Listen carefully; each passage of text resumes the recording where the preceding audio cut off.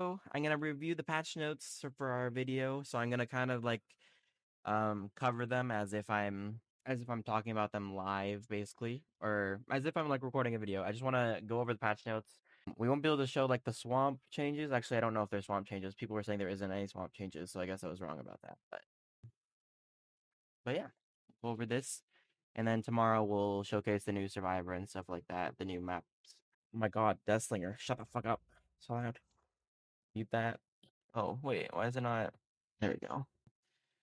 For the developer update, the first update of the year 2024. Well, Happy New Year. Update is in store for you in this collection. We'll be covering everything coming day by day later. Our first major update.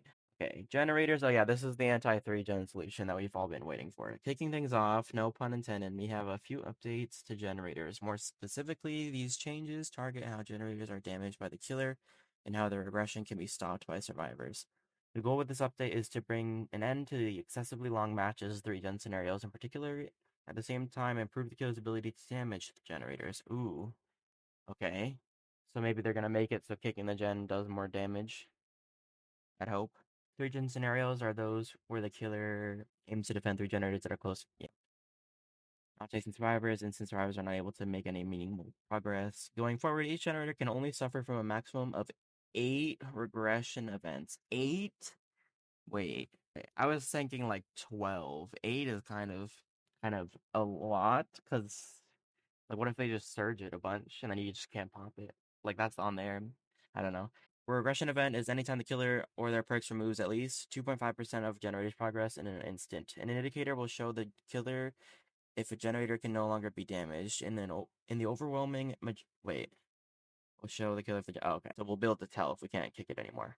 This will not come into play, however, in scenarios where the killer is defending a set of generators and refusing to chase survivors. There will eventually come a point when they can no longer damage the generator, helping bring an end to excessively long matches. I think it should be like 12 for the matches that they actually are 3-genning it. Like, I think 12 is. At the same time, we want to address the point of frustration as for killers as well. Survivors working on our generator briefly to stop it from regressing, or gen tapping for short. Given that the number of regression events is now limited, stopping a generator from regressing is more meaningful than ever. To prevent survivors from tapping a generator to negate one of those regression events, we have made 2 changes. The base damage from kicking generator has increased to 5%. That's pretty good. That's pretty good. At least 5% of the generator's total charges must be repaired to stop regression, otherwise it will begin regressing again when the survivor stops repairing it. Oh, so they have to be on it for like at least 3 seconds then, right? That's cool. I don't mind these changes. I don't think the 8 is gonna be that good. I was thinking more like 12. If you don't want it to affect normal gameplays, it should be like 12. Because anything over 12 is usually 3-genning. But like when you think about Surge, FOV setting, yes, is Shadowborn permanently locked into one of our perk slots, or into one of your perk slots? What's new first person slider starting with this update? Killers in first person will be able to adjust their FOV to something they're more comfortable with, ranging from 87 degrees, the current default, to 103, the current maximum with Shadowborn. Okay, nice. Perks which alter your FOV monitor views will need to be adjusted. We'll cover exactly how those perks are changing later in this post. Bear in mind, this option only applies to first-person field view and therefore will not affect survivors, since survivors play the game from the third-person perspective. Would add in an already advantage. Yeah, they already played from the third person, so it would make sense. That's why it's also not going to affect Chucky. There can't really be any complaining. It's affecting both sides. Well, if it's too few in the PTB, I'm sure they will change it. Yeah, we'll see. Maybe I just haven't seen it yet, but we'll play it tomorrow, and if I think it's too few or whatever, I'll have it changed. We'll have this be a video covering the patch notes, and then we'll have some gameplay as new Billy and Onryo for tomorrow, and the new Survivor, I guess, too. We'll see. A few months ago, we released a major update to the Onryo. Though some players were pleased with the changes, many longtime Onryo fans felt that her gameplay has changed too much from the killer they once loved. In this update, we want to revisit Sadako once more to find a middle ground which better appeals to their players. Okay. Please don't break Condemn. The last update, Condemn would spread to all survivors who are not holding a tape whenever Sadako projects to TV. This allowed her to spread her curse more often, but many felt this favored teleporting as soon as possible rather than strategically during a chase. We have a few changes in mind to restore this gameplay while keeping Condemn more prominent. When the Onryo teleports a survivor within 60 meters of Power TV will receive a stack. Okay, so they reviewed that. Okay, but if they make the old Irritate add-on base kit, I think it will be okay. The teleport cooldown has been removed, allowing her to teleport more frequently. Okay. The survivor is hooked, their current condemn progress becomes locked in, preventing it from being removed. Oh, okay. So if you hook them, they keep their condemn. So if they're like one stack away and you hook them, they literally can't get rid of it. That's scary, actually. This will make it very risky for survivors to ignore Sadako's curse. Survivors will want to shut off nearby TVs and deposit their tapes before it's too late. Speaking of tapes. We've also reviewed the way curse tapes work to bring back some of their fondly remembered behavior. Curse tapes no longer protect survivors from getting condemned. Okay. Curse tapes are no longer destroyed or instantly condemned when survivors hit. Curse tapes can only be deposited in the furthest TV from where they're picked up. Okay, this is great. It's old Sadako. I really liked old Sadako. I don't mind them bringing it back. I'm just hoping they add the Eerie Tape add-on base kit to reset her TVs, because that was the biggest thing. Her TVs were a long cooldown. Or maybe they fix the cooldown and it won't be too bad. We'll see. So once again, force the survivors to depend some time crossing the map in order to delay the curse. Okay. Previous map update made it so Onryo couldn't start a chase while demanifested. This had a side effect of making it very obvious when she demanifested in the middle of the chase, allowing survivors to anticipate and play around it. Now chase survivors while demanifested. Okay, that's good. Additionally, many pointed out that one of the Onryo's change add-ons, Reiko's Watch, was very fun to use rather than add the effect back into the add-on. We've instead incorporated it into our base kit to make the add-on feel less essential. Nice. Okay, people were sad about this add-on getting changed. So you can kind of mind game while you're invisible. They added 1.2 seconds, which'll make up for the because it was 50% on the add-on before, and they nerfed it to 30%, but now it's 1.2, which is 20%. And they didn't change the add-on, so it's gonna be 50% again, basically. Obviously she's gonna have add-on changes as well, so we'll have to see what those add-on changes are. Add-ons with all these changes in mind, we've reviewed a handful of Donruss add-ons which either no longer have a purpose or promoted its strongly disliked play styles. Okay. Okay. I guess we'll test this out tomorrow, see what it's like. Hillbilly, this is the one we've all been waiting for. Like all they are doing is giving us previous patch on Rio except Reiko's Watch base kit. Yeah, I was hoping they would make it so when you hit a survivor, it resets your TV cooldowns. Because they didn't tell us anything about how long the TV cooldowns are going to be, or anything like that. Like, the only reason Onryo was viable for Condemn before was it would reset your TVs when you injured someone after manifesting with the pink add-on. So I'm hoping they don't change that, but we'll see. Maybe they'll put it back in an add-on. I can't give any opinions on that so far, but... Watch out, survivors, it looks like someone unwrapped a new chainsaw. Overdrive, the controversial overheat mechanic is no more. Thank God they removed overheat. It's a miracle. It's a miracle. Overdrive is the new talk of the town. As the hillbilly uses his chainsaw, it will generate heat just like before when the heat meter is full. Not only will he continue being able to use it, but his chainsaw will kick into overdrive and gain the following effects for the next 20 seconds. Chainsaw charge speed is increased by 5. Oh, so the more you use your chainsaw, the more benefit you'll get. His chainsaw sprint movement speed increases to 13 meters per second. I don't know what it is by default, but it's probably fast. Chainsaw sprint cooldowns are reduced by 10%. He is good now. Okay, that's good. Locked in condemn is interesting. Yeah. Cleaning up. At the same time, we made some general improvements to the Hillbilly's kit and smoothed out some of the rougher edges. Space Chainsaw sprint move speed has increased by 10%. Nice. They buffed his move speed. Reduced the size of Chainsaw's collision to detect Chainsaw sprints more maneuverable in the maps with high density tiles. Thank you. I bump into things that I should never bump into with Billy. Camera sensitivity is no longer incorrectly tied to the controller sensitivity setting while using a mouse and keyboard. Chainsaw controls are now equal to 100% sensitivity before. Okay. That's... I don't know how the new overclock will be. The faster charge speed, faster movement speed. I don't know. Like, they made Doom Engraving's base kit. I guess they didn't want to change Billy, but I feel like making Lopro change base kit would have made a huge difference. But then it would kind of remove the add-on. Maybe it's not the worst thing in the world. Maybe he's okay. Last but certainly not least, we've done a pass on the Hillbillies add-ons. With these changes in mind, this blog post is long enough as is, so keep in eye on the patch notes when the public test build goes live for more details. Wait, okay, so you can see tomorrow the PTB patch notes will officially be released, so we can probably make a video actually covering those changes, but we'll see.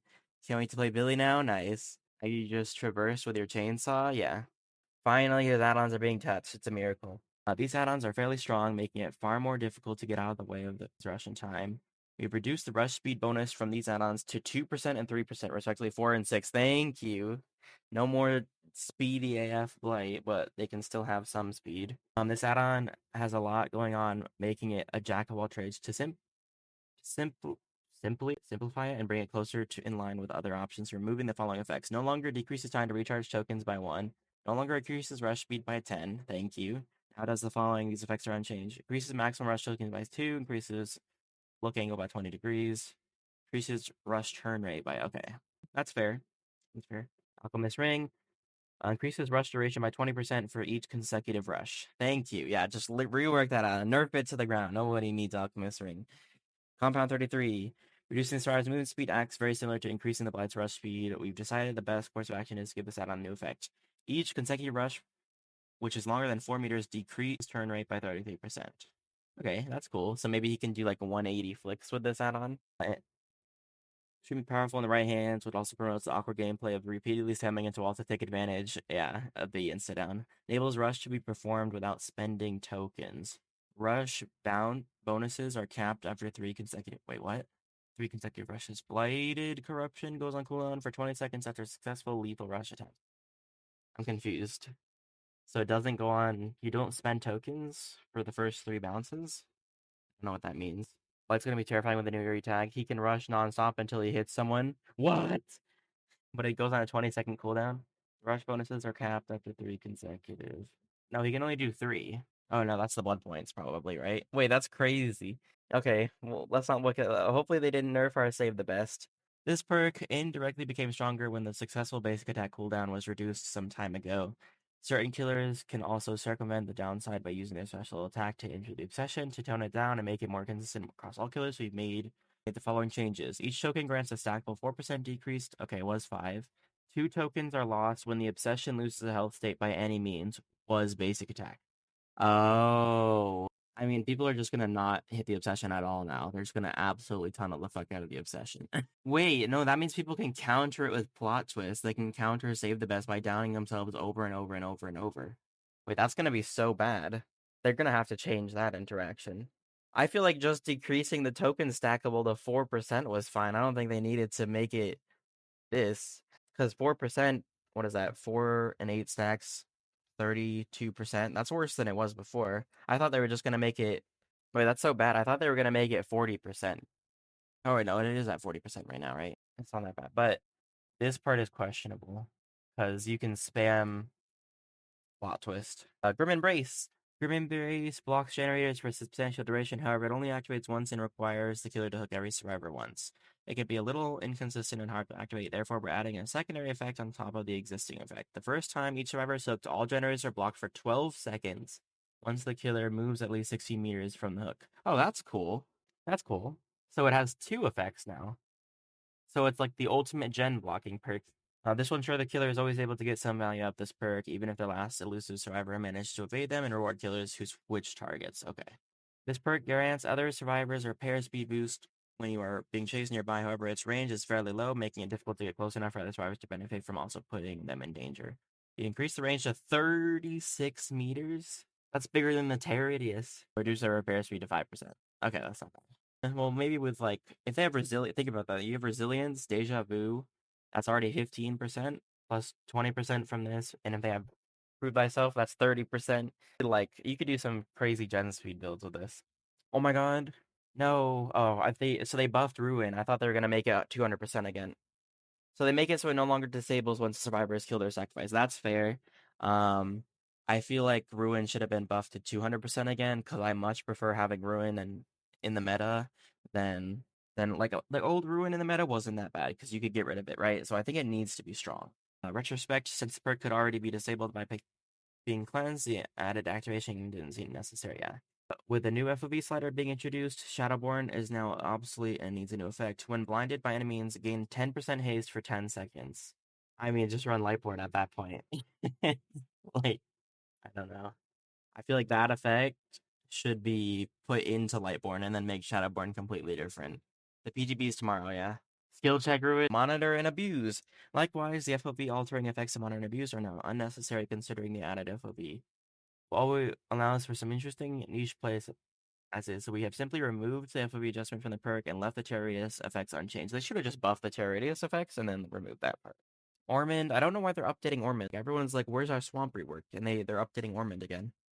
I guess we'll see some of these changes though. FOV altering effects. No, we already know that. And the newly renovated Mount Ormond Resort is open for the season. This update consists of layout changes to the front and back of the lodge, as well as miscellaneous loop adjustments. The front of the lodge currently has a long row of rocks stretching across it. This can get in the way and make it difficult to traverse the map. Additionally, there's no room in this portion of the map for any windows or pallets, essentially taking it a big dead zone. I feel like we need dead zones, so there's so many pallets you can chain together on this map. We've given this portion of the map an overhaul to create more interesting gameplay. If they just were like more interesting gameplay where we added more tiny filler pallets, I hope it's not that. The back of the lodge, meanwhile, is comprised of mostly picnic tables, great for enjoying a meal in the freezing cold, but not impactful when it comes to gameplay. Pallet loops around these tables are fairly short, making them incredibly unsafe. We have simply adjusted this area to improve gameplay. If I hope we just didn't make more pallets. It sounds like they're just saying we added more pallets and reduced dead zones because it's already a pretty balanced map, I'd say. Like, I don't know why it's being touched in the first place, but we'll see. Also, these will not be in the upcoming PTB. Our first limited time modifier, Dead by Daylight, Lights Out, will be available to play in the coming months. Wait, limited time Oh, so the new game mode is coming in the coming months. New DBD game mode. Wait, that's cool. Lights Out. So maybe it's going to be like pitch black. You can't see. Permanent dredge. For more information on the live changes, please join us for the Dead by Daylight Community Discord on the 9th of January at 9:30 a.m. East. Wait, so if this isn't in the upcoming PTB, what are we expecting? Oh, okay, I read that wrong. Game modifiers. So the game modifiers won't be in the upcoming PTB. So we won't be able to test the new game mode, but all these changes will be in the upcoming PTB. I just read that completely wrong. I'm sorry. But that's basically the end of it. They released a teaser today too on Twitter of like a flashlight. People are thinking it's gonna be Alan Wake, but I guess we'll figure that out for tomorrow. So we'll see what that's like. That's pretty cool. I like what did to Billy. They didn't touch him too much, so Billy mains can rejoice. They just made him a bit faster. Uh, yeah, I think they made him good. Hopefully his add-on, but if all they had to do is rework his add-ons, I think I'll like him again. Hopefully they fix his add-ons. Okay,